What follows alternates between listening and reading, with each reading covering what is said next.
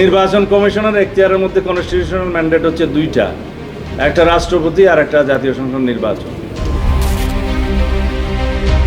সংস্কার নিয়ে সংকট কাটছেই না। জামায়াত এনসিপি বলছে ঐকমত্যে বাধা দেয়া হচ্ছে। জামায়াতের দাবি বিভিন্ন সময়ে সংস্কার, সেই সঙ্গে জুলাই শরৎ নির্বাচনের আগেই হতে হবে, কিন্তু নির্বাচনের আগে সংস্কারে নানা বাধা তৈরি করা হচ্ছে।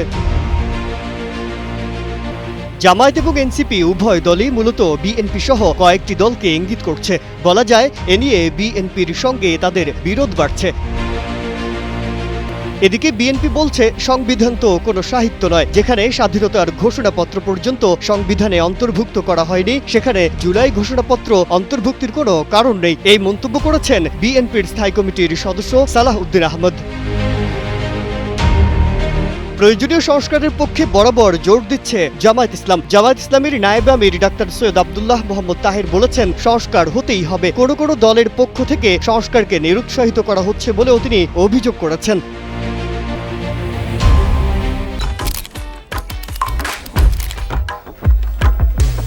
AutoPay on, hassle's gone. Sign up for PataPay. PataPay, your universe, your way. শুধু জামায়াত নয়, একই সময়ে আরো শক্ত বক্তব্য এসেছে এনসিপি থেকেও। এনসিপির সদস্য সচিব আখতার হোসেন গণমাধ্যমে দেয়া এক সাক্ষাৎকারে বলেন, দেশে পরিবর্তন না হলে শুধু সাংবিধানিক ধারাবাহিকতা রক্ষার জন্য নির্বাচনে যাওয়ার কোনো মানে হয় না। এনসিপির এই নেতা আরো বলেন, বাংলাদেশে নির্বাচন হতে দেয়া হবে না এমন কথা কিন্তু কেউ বলেনি। আখতার হোসেন আরো বলেন, সবার দাবি নির্বাচন হতে হবে, কিন্তু এনসিপি মনে করে কিছু পরিবর্তনের মধ্য দিয়ে তারপর হতে হবে। নির্বাচন হতে হবে মৌলিক সংস্কার বাস্তবায়নের পর।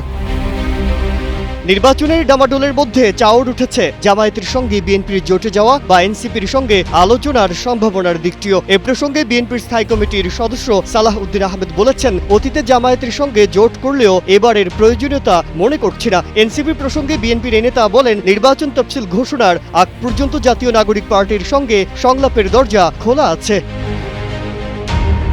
মাজহারুল আলম, কালের কণ্ঠ।